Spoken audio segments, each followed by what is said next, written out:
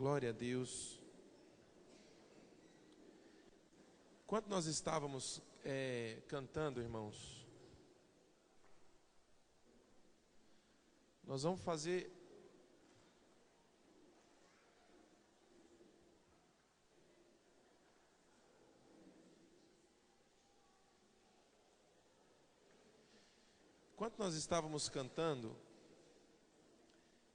me veio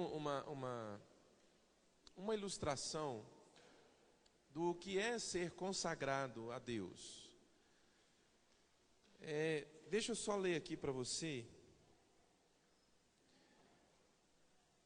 Eu preciso compartilhar com você essa meditação. Eu quero ler aqui no Salmo, capítulo 15. Eu sei, irmãos, que o Senhor tem feito algo poderoso no nosso meio esses dias, esses últimos dias. E eu sei que isso, irmãos, é resposta das nossas orações. E é parte daquilo que Deus tem preparado para nós. Salmo capítulo 15, versículo 1, ele diz assim: Senhor, quem habitará no teu santuário? Quem poderá morar no teu santo monte?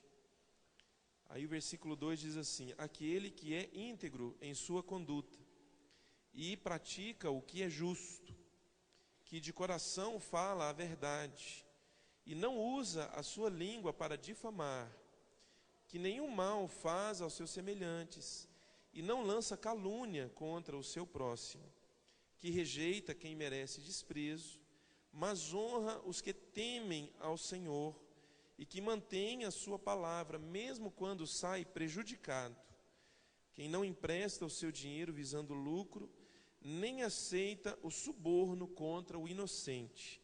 Quem assim procede, jamais será abalado. Olha, irmãos, que texto poderoso. Ser consagrado a Deus, irmãos, é como se você pegasse esse copo de água e você consagra para a utilização no altar do Senhor. Então esse copo, ele só pode ser utilizado no altar a partir do momento em que ele foi consagrado. Ele não vai mais poder ser usado em qualquer outra circunstância, para qualquer outra utilidade, a não ser no altar,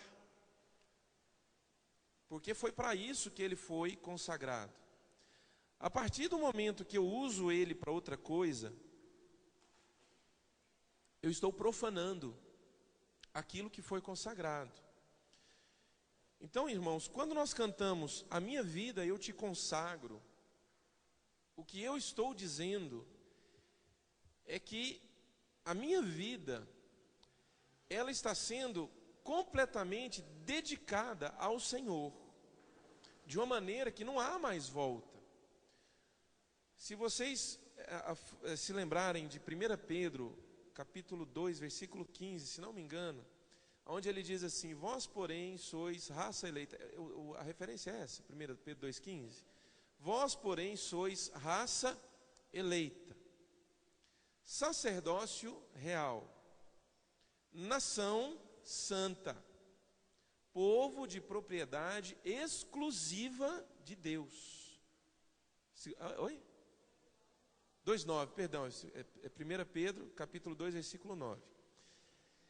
Povo de propriedade exclusiva de Deus. Então, vamos lembrar de outro versículo que fala assim, lá em Gálatas, no capítulo 1, ele fala assim: foi exatamente para isso que Jesus morreu, para nos desarraigar dessa presente era. Então, irmãos, quando você vai consultando esses textos, você vai ver que o que Deus quer de nós, uma vez que nós recebemos o Senhor Jesus Cristo como nosso Senhor e Salvador, que nós sejamos consagrados a Ele, completamente consagrados, de forma que na minha vida, irmãos, não há mais lugar para que eu me envolva com o mundo. Não há mais condição de eu me permitir me envolver com o pecado. Por quê? Porque eu estou profanando aquilo que foi consagrado. Povo de propriedade exclusiva de Deus. Amém? Medita nesse salmo aqui em casa, Salmo capítulo 15. Esse salmo fala sobre integridade. E ele começa dizendo: quem, Senhor, habitará no teu santo monte? Ele fala, olha, aquele que é íntegro em sua conduta. Fazendo assim uma rápida avaliação da sua vida, você tem tido uma conduta que você pode chamar de íntegra? A sua conduta tem sido íntegra? Você tem sido íntegro na sua maneira de gerir os seus negócios? Você tem sido íntegro quando você está se relacionando com outras pessoas? Estão entendendo, irmãos? Olha que ele fala assim, olha, é íntegro em sua conduta, pratica o que é justo, que de coração fala a verdade, que não usa a língua para difamar, que nenhum mal faz ao seu semelhante, não lança calúnia contra o seu próximo. São pilares da integridade. Amém, irmãos? Vou deixar isso aqui para outra ocasião, senão a gente não vai ministrar em Apocalipse. Vamos lá. Pode colocar já esse slide aí, você pode colocar ele inteiro, pode ir passando. Muito bem. Na semana passada, nós tivemos assim uma aula muito interessante. A aula de hoje também, irmãos, é fantástica. E na semana passada nós vimos a sequência dos eventos que vão acontecer de acordo com o que está descrito no livro de Apocalipse. Por que o estudo dessa sequência, ela é importante? Ela é importante para você entender que a segunda vinda de Jesus Cristo, né, ou a volta de Jesus Cristo, ela não vai ser antes do arrebatamento da igreja. Então, primeiro acontece o arrebatamento da igreja, né? Depois vem os 7 anos de tribulação, daí vem a segunda vinda do Senhor Jesus Cristo, tá? Você vai entender que quando lá em Apocalipse, no capítulo 20, que fala sobre a ressurreição dos justos, aquela ressurreição ali, ela não se refere ao arrebatamento. É a ressurreição daqueles crentes que não foram arrebatados, daqueles que se converteram depois que a igreja foi arrebatada. Nós tivemos uma aula na semana passada, acho que foi de 1h15, foi muito tempo. Essas ministrações, eu tenho todas elas gravadas, tá? Quem quiser, quem perdeu, principalmente a aula da semana passada, me procura, traz um pendrivezinho, me procura que eu gravo na hora para você ouve em casa. Mas vamos entrar aqui nessa nossa ministração de hoje, porque hoje nós vamos começar a falar sobre as igrejas. Como nós vimos na semana passada, as igrejas que estão ali em Apocalipse, que são Éfeso, Esmirna, Pérgamo, Tiatira, Sardes, Filadélfia e Laodiceia. Todas aquelas igrejas, irmãos, elas existiram quando quando essas cartas foram escritas. Essas igrejas existiram, de fato e de verdade. Elas tinham aquela situação que o Senhor Jesus apontou na carta, elas estavam vivendo aquela situação. Muitas igrejas com situação de pecado, muitas igrejas em situação de apostasia, né? E igrejas também vivendo um genuíno avivamento.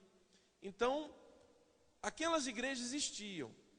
E aqui fica uma chave para nós entendermos o livro de Apocalipse.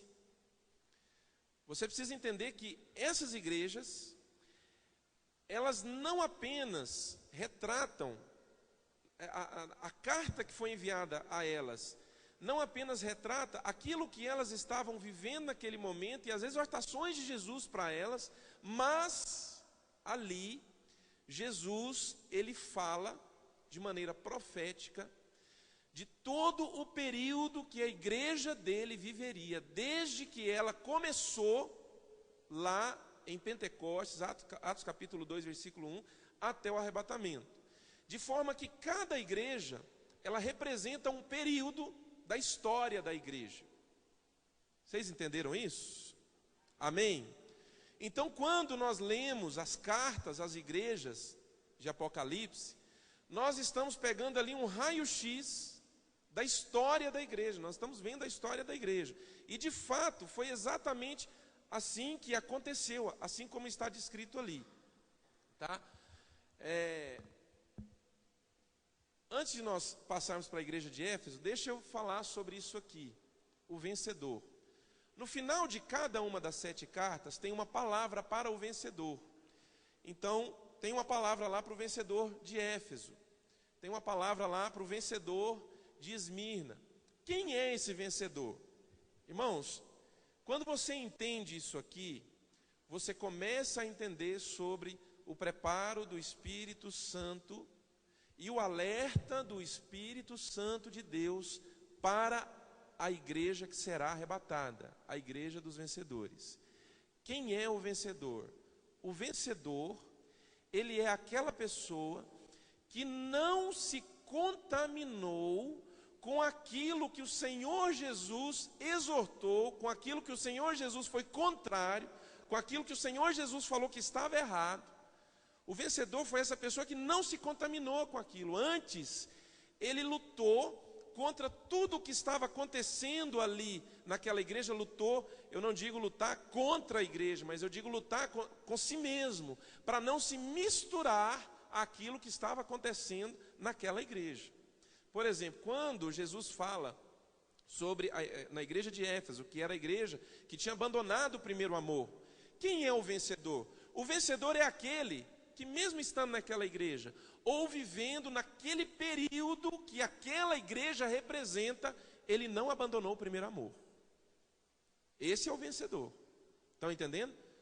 Por quê? Porque naquele período, qual foi o pecado, qual foi a falha e o erro que foi evidente no período que a igreja de Éfeso representa, que é de 33 até 64 depois de Cristo? A falha era a apostasia, abandonaram o primeiro amor. Quem é o vencedor? Mesmo em todo aquele período, todo mundo abandonando o primeiro amor, abandonando, a apostasia tomando conta, ele se guardou, ele conseguiu não se contaminar. Ele é o vencedor. Amém? Entenderam? Vamos então para Efésios no capítulo 2, versículo 1, pode passar os slides. Em nome de Jesus, hoje nós vamos ver 3 igrejas. Tá? Vocês vão ver coisas muito interessantes hoje no estudo dessas igrejas. Apocalipse, capítulo 2, que nós precisamos ler esse texto aqui. Apocalipse, capítulo 2, versículo 1. Então ele diz assim, ó: ao anjo da igreja em Éfeso escreva: estas são as palavras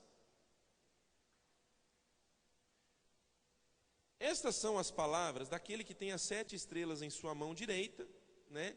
Aqui está falando dos pastores das igrejas, e que anda entre os 7 candelabros de ouro. Aqui ele está falando das igrejas. O candelabro representa a igreja, as estrelas representam os pastores, os líderes da igreja. Conheço as suas obras. Irmãos, presta muita atenção nesse texto aqui. Conheço as suas obras. Conheço o seu trabalho árduo e a sua perseverança. Sei que você não pode tolerar homens maus, que pôs à prova os que se dizem ser apóstolos, mas não são, e descobriu que eles eram impostores. Você tem perseverado e suportado sofrimento por causa do meu nome, e não tem desfalecido. Contra você, porém, olha, irmãos, olha para mim, com todos esses elogios do Senhor Jesus, ele aqui falou sobre perseverança. Ele aqui falou que esse povo aqui, desse período, dessa igreja aqui, esse povo desmascarava aqueles que chegavam na igreja dizendo que era apóstolo, desmascarava. Esse povo aqui suportou sofrimentos por causa do nome do Senhor Jesus. Esse povo aqui trabalhou arduamente. O texto fala aqui, olha, conheço o seu trabalho árduo. Que trabalho é esse, irmãos? O trabalho com a igreja, discipulando os novos convertidos, entendeu? participando dos seminários e tudo, para poder aprender, para poder crescer no conhecimento do Senhor, fazendo trabalho de evangelismo, fazendo trabalho missionário. É isso que é o trabalho árduo. Mas agora, irmãos, olha só o versículo 4. Contra você, porém, tenho isto: você abandonou o seu primeiro amor. Lembre-se de onde caiu, arrependa-se e pratique as obras que você praticava no princípio. Se não se arrepender, eu virei a você e tirarei o seu candelabro do lugar dele.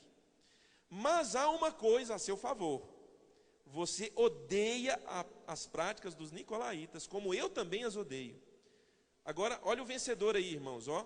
Aquele que tem ouvidos, ouça o que o Espírito diz às igrejas. Ao vencedor, darei o direito de comer da árvore da vida que está no paraíso de Deus. A palavra Éfeso, ela significa desejo ardente. Repete comigo, desejo ardente. Mais forte, desejo ardente. Essa igreja e o período que ela representava, que ela representou, que é do ano 33 até o ano 64 depois de Cristo, o que marcou essa igreja foi um amor ardente, um desejo ardente e intenso pelo Senhor Jesus Cristo. Tanto a igreja que estava em Éfeso, quanto a igreja, o período que ela representa. E por causa desse desejo ardente, irmãos, eles se envolveram com a obra que o Senhor Jesus mandou que fizessem. A obra que é típica e que é comum e que é necessário dentro da igreja. Que é aquilo que eu falei antes: discipular novos convertidos, acudir os necessitados, fazer a obra missionária, grupos de intercessão, vamos interceder. Estão entendendo? Só que, o que foi acontecendo?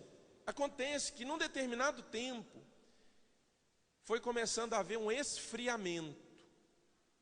Um esfriamento do quê?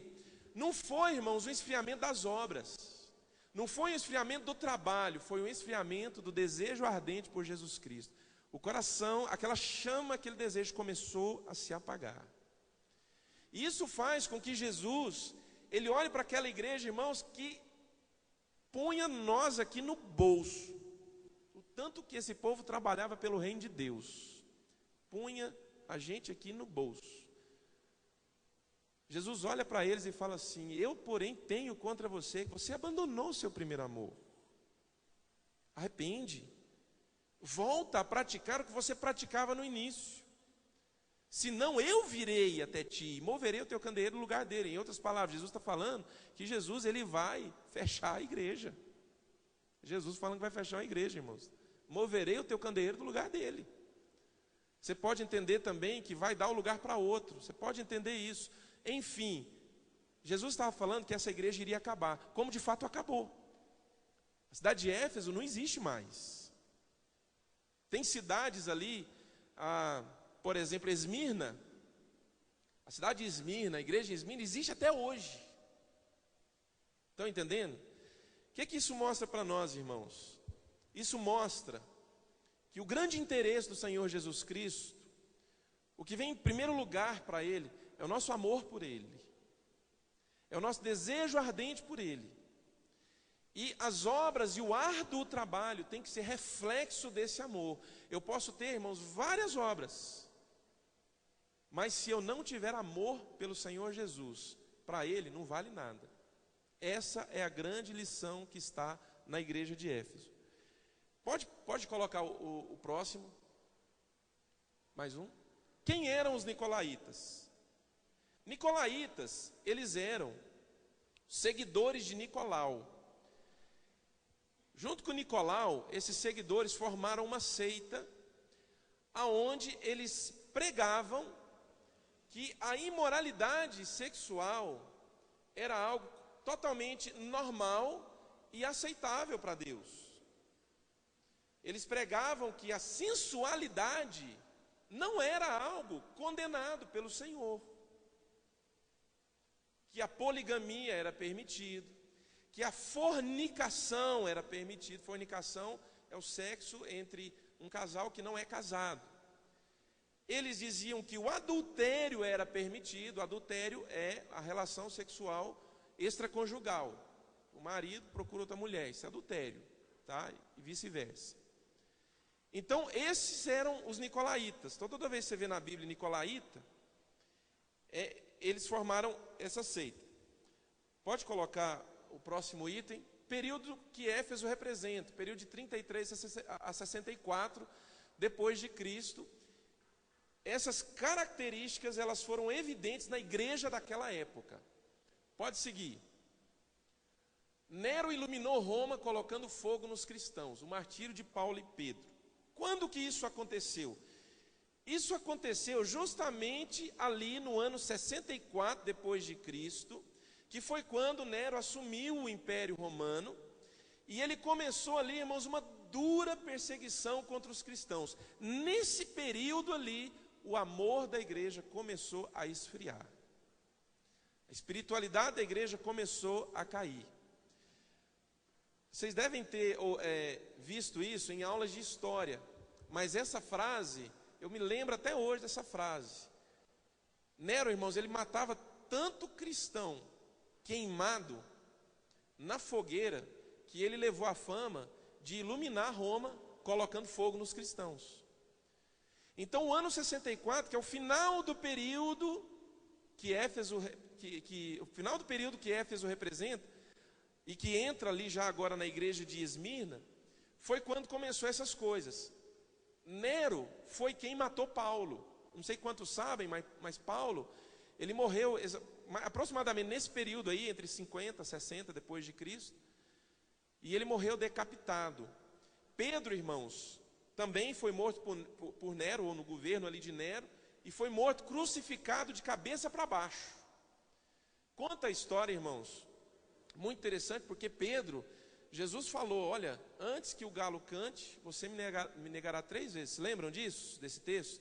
E de fato, quando Jesus foi preso, Pedro foi questionado 3 vezes, e nas 3 vezes ele negou Jesus, e na terceira o galo cantou.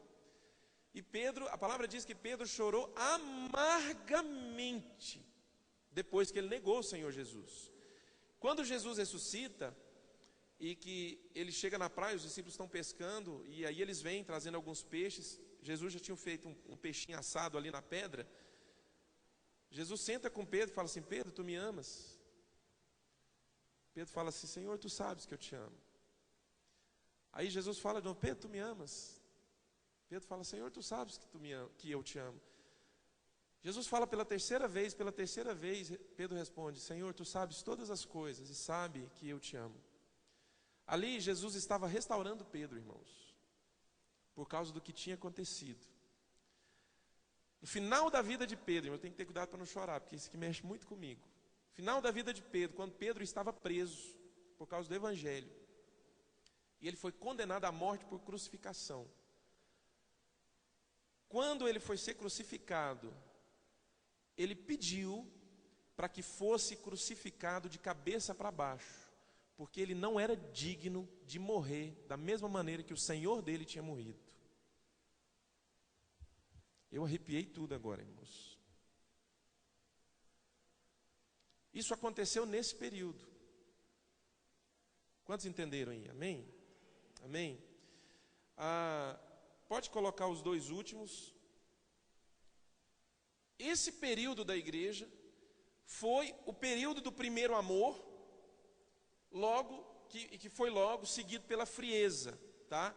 Que foi decaindo. A promessa para o vencedor. A promessa para o vencedor nós vimos aqui, versículo 7. Ao vencedor darei o direito de comer da árvore da vida, que está no paraíso de Deus. E o que esse vencedor tinha que fazer para ser vencedor? Ele tinha que guardar o desejo ardente por Jesus Cristo até o fim. Não poderia se misturar, irmãos, com aquilo que estava sendo evidente naquele momento, que era o esfriamento, a frieza entrando no coração da igreja, a apostasia chegando. Poderia até fazer parte daquela igreja, mas ele ia guardar o coração dele diante de Deus para não ser contaminado por aquilo. Amém? Amém. Vamos em frente. Igreja de Esmirna agora. Pode passar. Isso, pode deixar aí. Vamos ler aí versículo 8 de Apocalipse 2. Ao anjo da igreja em Esmirna, escreva: estas são as palavras daquele que é o primeiro e o último, que morreu e tornou a viver. Conheço as suas aflições e a sua pobreza, mas você é rico. Conheço a blasfêmia dos que se dizem judeus, mas não são, sendo antes sinagoga de Satanás. Não tenha medo, presta atenção nisso aqui, versículo 10. Não tenha medo do que você está prestes a sofrer. O diabo lançará alguns de vocês na prisão para prová-los, e vocês sofrerão perseguição durante 10 dias. Seja fiel até a morte, e eu lhe darei a coroa da vida. Aquele que tem ouvidos, ouça o que o Espírito diz às igrejas. O vencedor de modo algum sofrerá o dano da segunda morte. Olha só a promessa para o vencedor.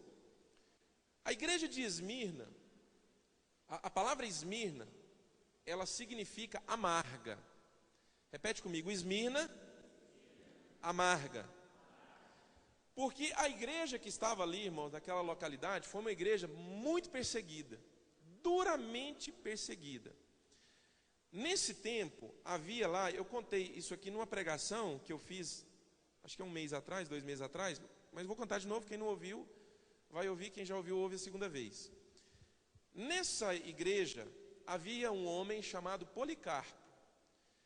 Não é o Policarpo Quaresma, tá? Do livro. Policarpo, o nome dele era Policarpo. Na internet você acha ele como Policarpo de Esmirna, tá? E lá tem uma história legal sobre ele. Policarpo era discípulo do apóstolo João. E ele foi discípulo do apóstolo João. Era um grande homem de Deus. Ele era um bispo na igreja. Era um grande líder na igreja. Havia naquele período ali, porque Nero já era o imperador romano. Então havia uma prática de se acender incenso em adoração à pessoa do imperador. Só que Policarpo, ele se negou, foi veemente, ele se negou: eu não vou acender incenso para adorar o imperador. Resultado, ele foi condenado à morte na fogueira. No dia da execução, colocaram ele numa estaca, colocaram a fogueira, a lenha, e aí o carrasco deu a chance para ele. Você vai acender incenso para o imperador? Não. Nega esse Jesus Cristo que você diz que é o seu Deus? Aí, irmãos, ele disse uma frase que se tornou célebre. Coloca aí, por favor. A frase que ele disse foi essa daqui, ó: por 84 anos tenho servido ao meu Senhor, e nunca ele me faltou em coisa alguma. Como poderia eu agora blasfemar contra o meu rei e salvador? Policarpo, bispo de Esmirna, martirizado em 160 depois de Cristo. O que aconteceu? O carrasco então acendeu a fogueira para queimar Policarpo em praça pública. Na hora, irmãos, veio um vento misterioso, de forma que o fogo foi soprado, isso é só coisa do Espírito Santo, para o outro lado. E o fogo não atingiu Policarpo. Ele ficou intacto. A fogueira se extinguiu e o fogo não atingiu Policarpo. E o carrasco pegou um machado e executou Policarpo.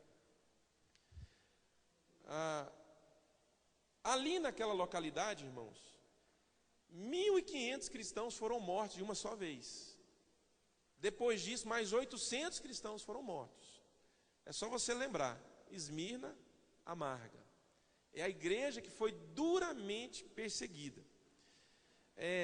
Pode passar, por favor, Claudinei. Pode colocar mais o próximo. Período que Esmirna representa.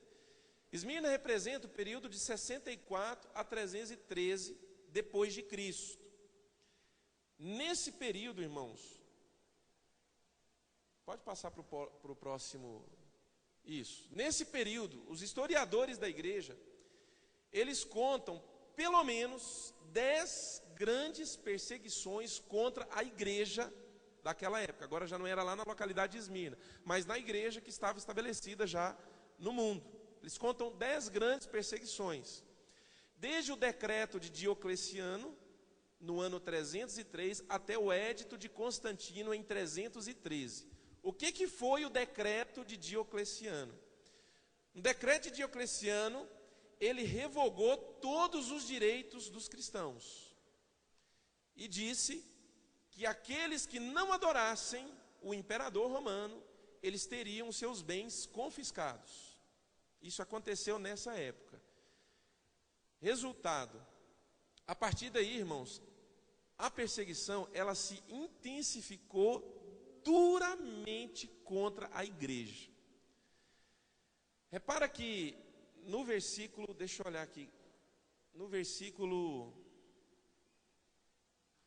9, Apocalipse 2:9, ele diz assim: conheço as suas aflições e a sua pobreza, mas tu és rico. Na verdade, irmãos, olha só, Jesus fala para aquela igreja que ele conhecia a pobreza dela. E eram irmãos pobres mesmo, eram irmãos que não tinham emprego, eram irmãos que tinham perdido seus bens materiais, perdido casa, perdido, enfim, aqueles bens materiais que eram comuns naquela época, como se alguém perdesse casa, carro, empresa, entendeu? Por causa desse decreto de Diocleciano, em 303. Se não adorar o imperador, os bens vão ser confiscados. Então, Jesus olha e fala assim para eles: eu conheço a pobreza de vocês. E eles de fato, irmãos, eram pobres. Mas Jesus fala assim: mas tu és rico. Por que Jesus fala para aqueles irmãos paupérrimos que eles eram ricos? Sabe por quê, irmãos? Por causa dos tesouros espirituais que estavam dentro deles, como a fé, como a perseverança, como o amor, como a santidade. Coisas, irmãos, que a igreja hoje tem desprezado. Essa é a grande verdade. A igreja hoje tem desprezado valores como fé, santidade, perseverança, amor. Quando nós falamos de amor, estamos falando de amor ao próximo, amor ao irmão. Mas para Jesus, irmãos, isso tem um valor altíssimo. Por isso que Jesus olha para a igreja daquela época e fala: tu és rico. Agora olha que contraste.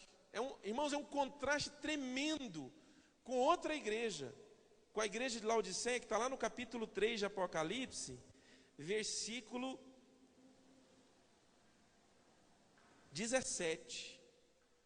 Olha só, o que ele diz aqui em Apocalipse capítulo 3, versículo 17. Ele diz assim, ó, pode colocar, por favor, Claudinei, pode ir até o final agora, vai. Mais uma, isso, ok, pode deixar aí. Ele diz assim, Apocalipse 3,17: você diz, estou rico, adquiri riquezas e não preciso de mais nada, né? Em outra versão diz, sou rico e abastado, já tenho de tudo, não preciso de mais nada. Não reconhece, porém, que és miserável, digno de compaixão, pobre, cego e nu. Olha, irmãos, o contraste. Para a igreja de Esmirna, Jesus olha e fala assim: conheço a tua pobreza, mas tu és rico. Aí Jesus olha para a igreja de Laodiceia e fala assim: você está dizendo, sou rico e abastado, tenho de tudo, não preciso mais nada. Era uma igreja rica. Porém, eu te digo, tu és pobre. Aliás, pobre não, tu és miserável. Aliás, tu és digno de compaixão. Pobre, cego e nu. Qual que é a diferença entre as duas? A diferença, irmãos, é que a igreja pobre, de bens materiais, perseguida, que não negava Jesus, que morreu literalmente por causa dele, martirizado, essa igreja não abandonou a fé, a esperança, o amor, a santidade, a perseverança. A outra igreja de Laodiceia, que tinha de tudo, do bom e do melhor, não tinha nenhum tesouro espiritual, irmãos, nada. Era um clube social, entendeu? Não fazia mais diferença.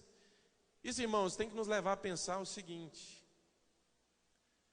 aquilo que eu considero riqueza, Jesus pode considerar lixo.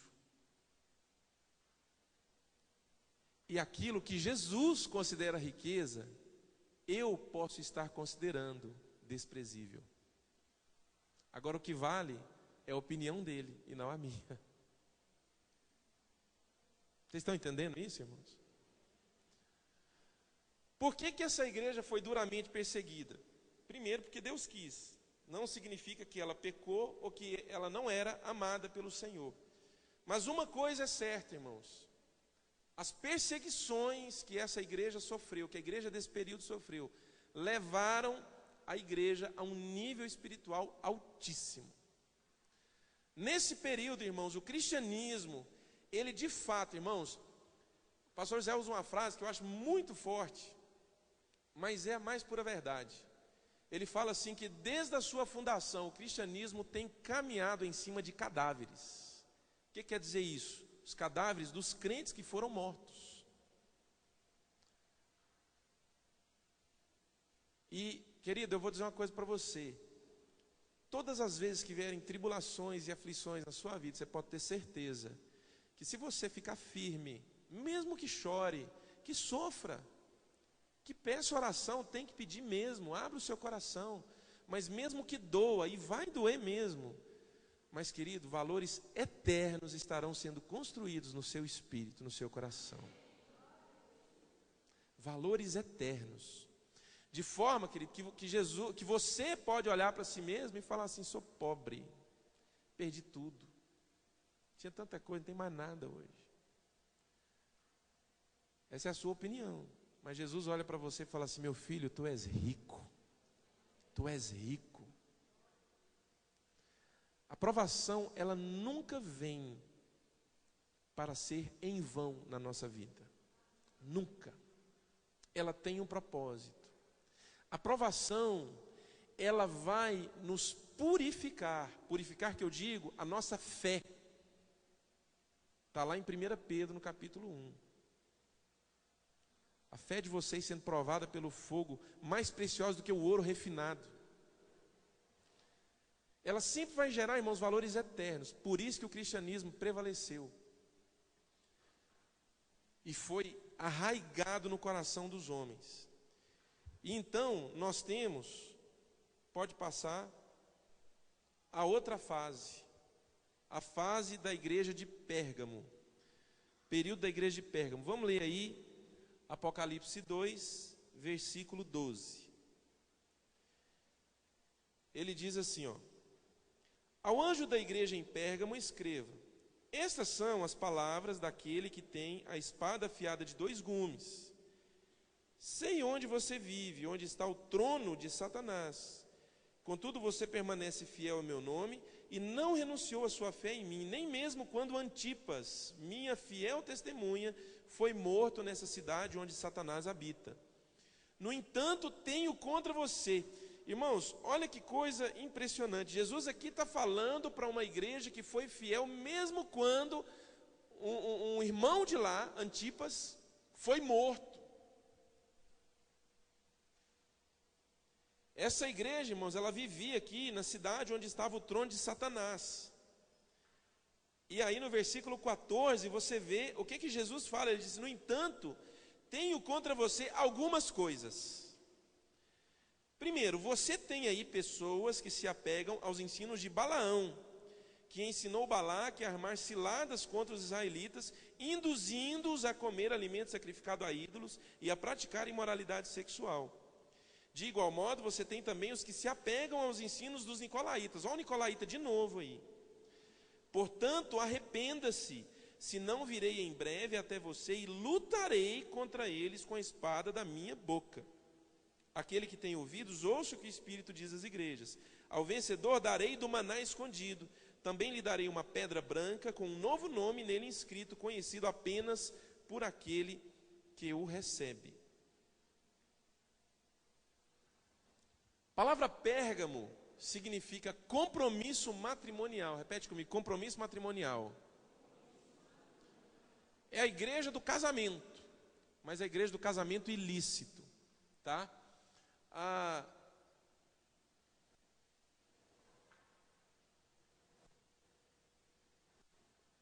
Pode seguir, coloca o próximo.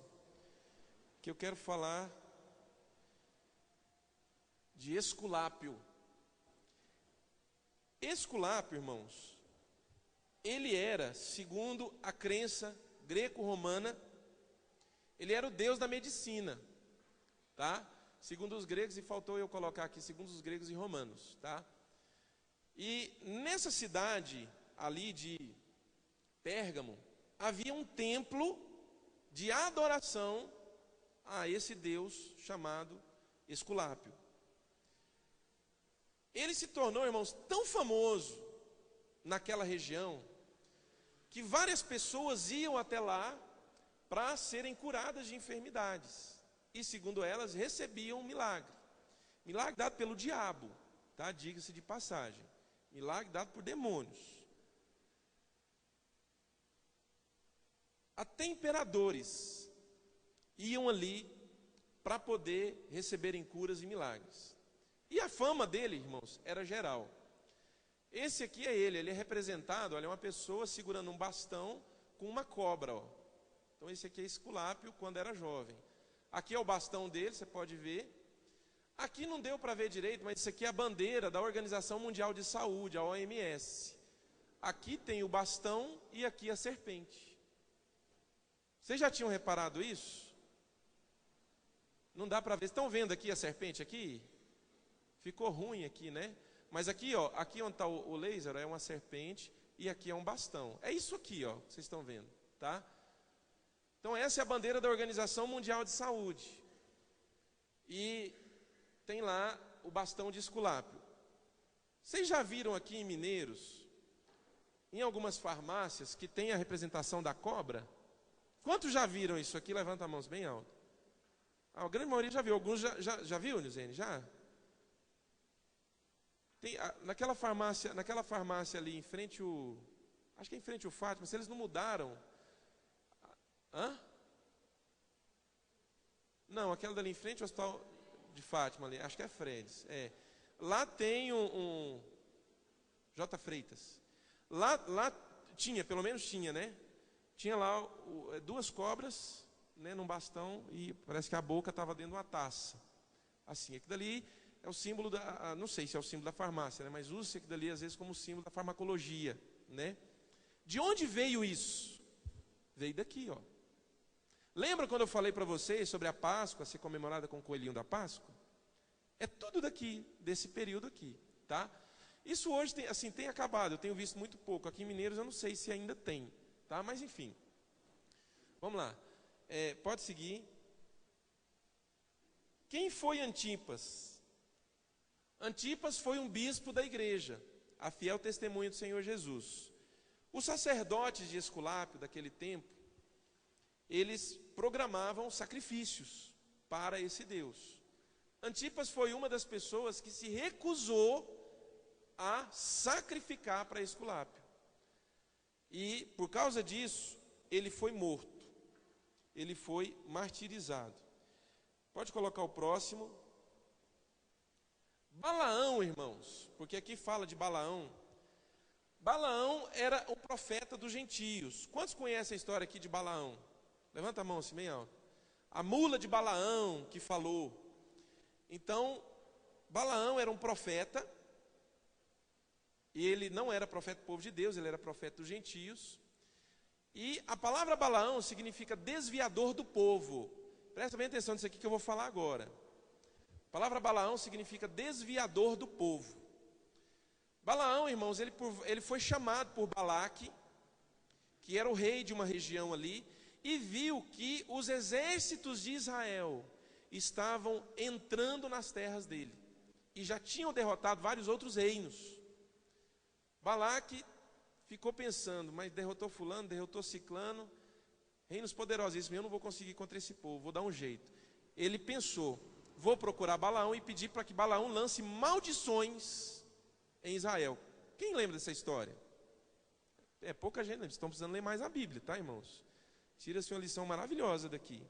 Balaão foi chamado e Balaque falou, lança maldição nesse povo. Só que Balaão, ele conhecia o Deus verdadeiro.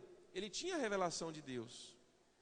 Irmãos, me parece que foram 4 acho que 3 ou 4 vezes, Balaão subiu numa montanha, avistou os exércitos de Israel acampados. A hora que ele abriu a boca para proferir maldições, por quê? Porque Balaque tinha dado muito dinheiro para ele. A hora que ele abriu a boca para proferir maldições, ele começava a proferir bênçãos a favor de Israel. Eram bênçãos maravilhosas. Aí o rei ficava louco, falava, mas moço, eu te pedi para você amaldiçoar, você vai abençoar? Não, vamos tentar de novo. Ia para outro monte, levantava, ele estendia a mão, a hora que ele ia amaldiçoar, começava a proferir bênçãos. Era a ação do Espírito de Deus. O que Balaão fez? Balaão falou assim, você não vai conseguir resistir a eles. Presta atenção nisso aqui agora, irmãos. Isso aqui é a maior lição da igreja de Pérgamo. Balaão falou assim, faz o seguinte, manda algumas mulheres do seu povo entrar no acampamento deles. Porque eu sei que eles não podem se casar, nem manter relações com mulheres de outras nações, apenas mulheres de Israel. Balaão deu esse conselho para Balaque. Balaque fez assim. Sabe o que aconteceu, irmãos? Os homens de Israel começaram a se prostituir com as mulheres da terra de Balaque. Resultado, está lá em Números, capítulo, deixa eu só ver aqui para te passar a história certa, 25.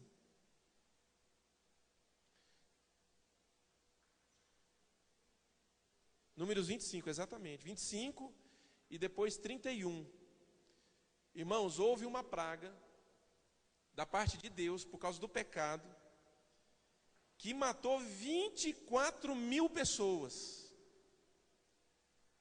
E assim eles conseguiram perverter a nação de Israel. Por isso que Balaão se chama desviador do povo. Pode colocar o próximo. Irmãos, nós estamos acabando, essa é a última igreja, tá? O período de Pérgamo, 313 a 606 a.C. Antes de falar isso, deixa eu falar uma coisa para vocês. Toda pessoa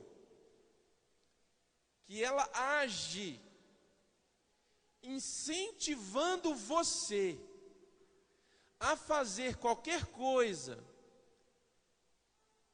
que vai contra aquilo que tem sido ensinado, que vai contra aquilo que a palavra de Deus diz, que vai contra aquilo que tem sido pregado, toda pessoa que incentiva você a ir contra aquilo, é um Balaão, é desviador do povo. Em outras palavras, é um lobo. Vocês estão entendendo, irmãos? O diabo, ele envia o espírito de Balaão para fazer com que o povo pereça, para fazer com que o povo se desvie. Estão entendendo?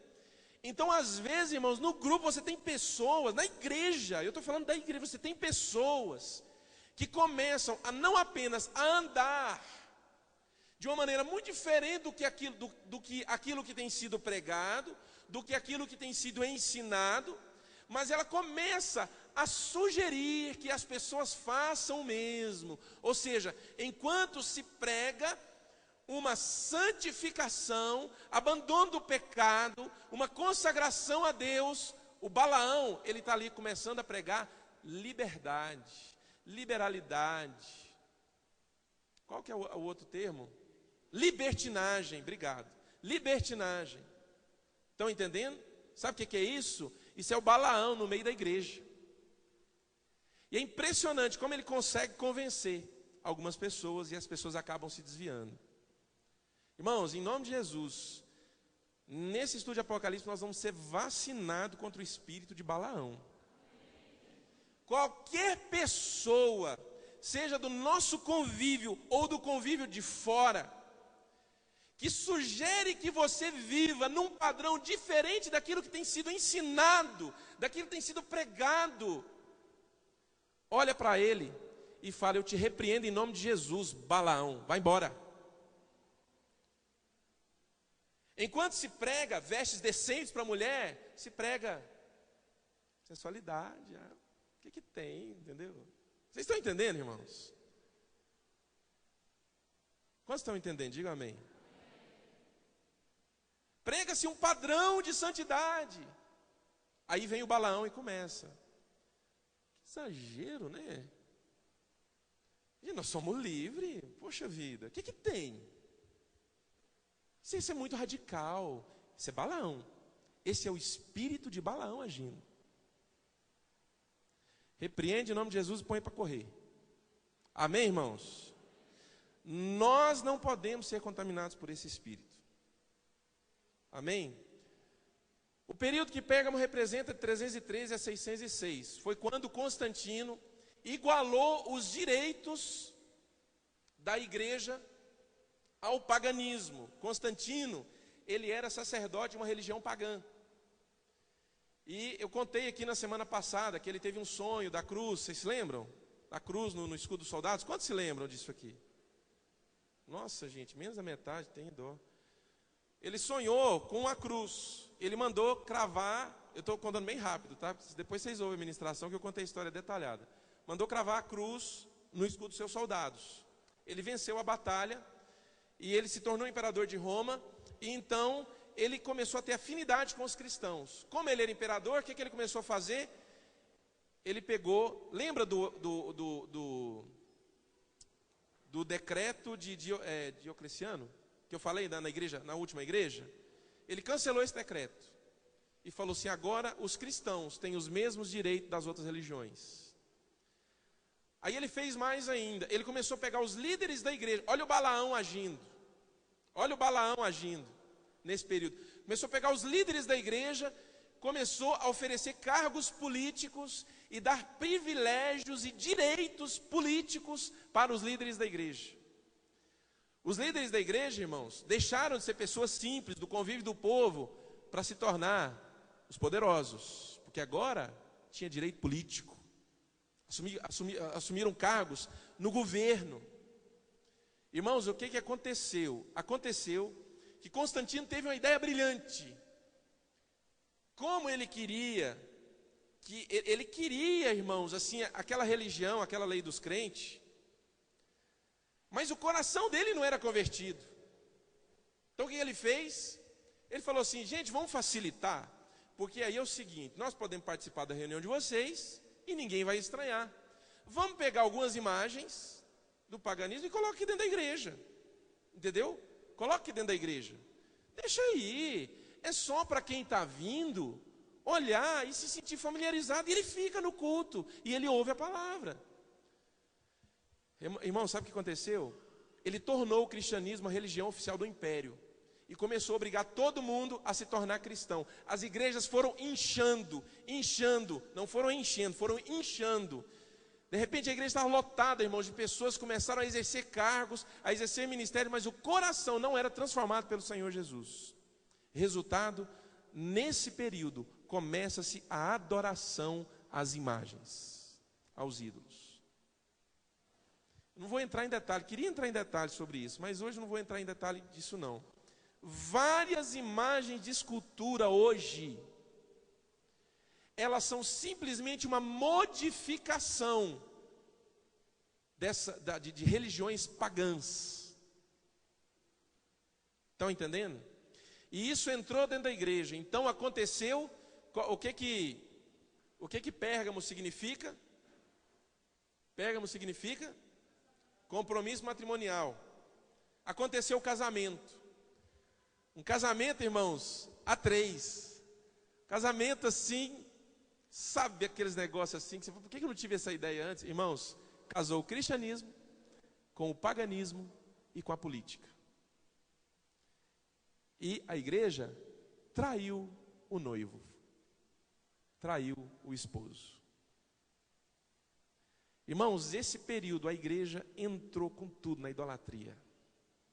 Entrou com tudo, irmãos. Fazia parte do governo. Começou, irmãos, a adorar tudo quanto era tipo de coisa que existia. E a igreja entrou na sua fase mais negra da história. A fase do casamento ilícito. Pode seguir. O vencedor.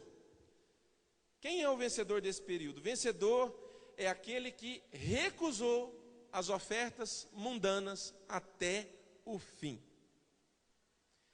Ele não aceitou, irmãos, enquanto o padrão no mundo era que se adotasse como estilo de vida, como estilo de fé. Olha, irmãos, como estilo de vida, como conduta.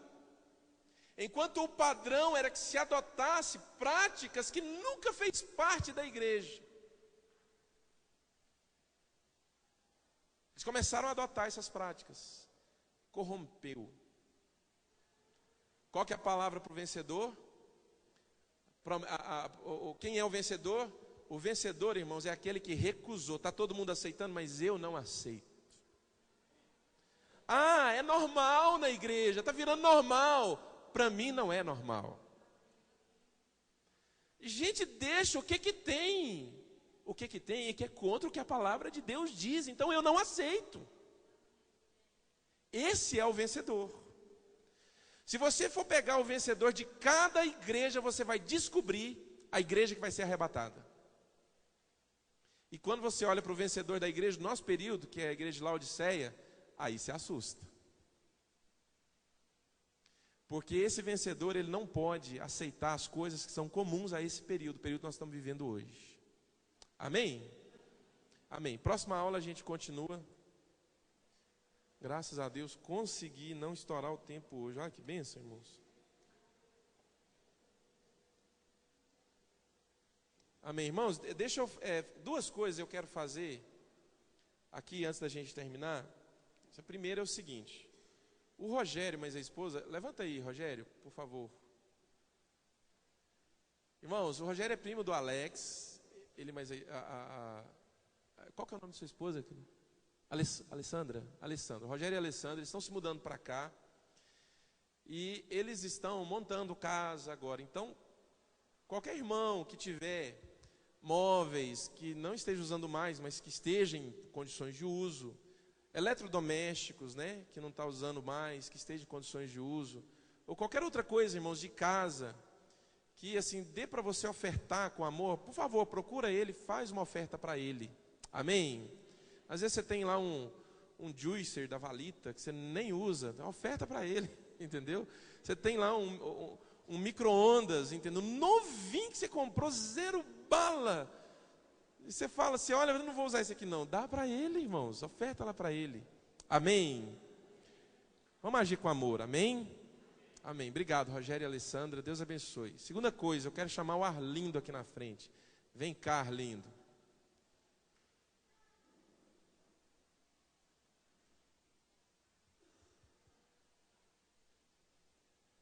Irmãos, esse é o Arlindo. Vocês conheciam o Arlindo? Sobe aqui, Arlindo.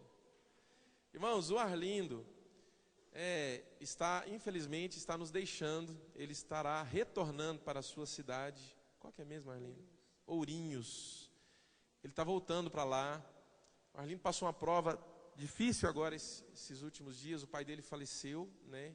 Então ele está indo para lá, está indo de volta para cuidar da mãe, está com a família.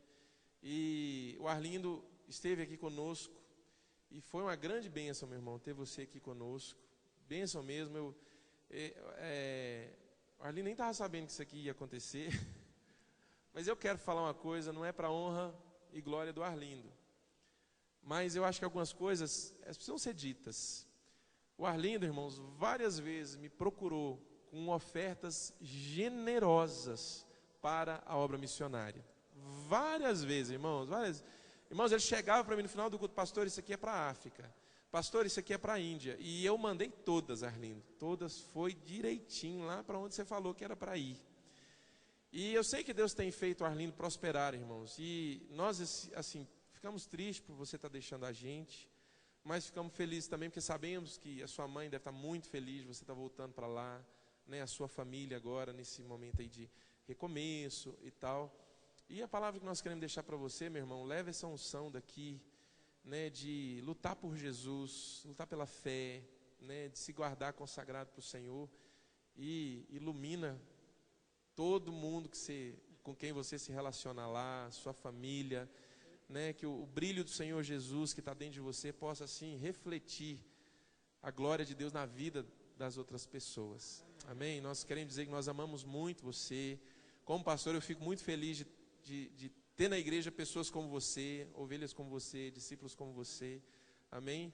Quem dera a gente tivesse assim mais e mais pessoas que chegassem, pastor, isso aqui vai lá para 128 vilas, ó, irmãos, que bênção, glória a Deus por isso, e eu tenho certeza que todas essas ofertas, se não foram 10 vezes mais ainda na sua vida, mas vai ser, em nome de Jesus, amém? Vamos ficar de pé, irmãos, vamos orar com o Arlindo, vamos abençoá-lo. Você está indo que dia? Sexta-feira, né? Sexta-feira ele está indo, então. Estenda suas mãos para cá. Pai, em nome de Jesus, nós abençoamos o Arlindo, declaramos, Senhor Deus, as tuas bênçãos de misericórdia, as tuas bênçãos generosas e maravilhosas sobre a vida dele. Muito obrigado.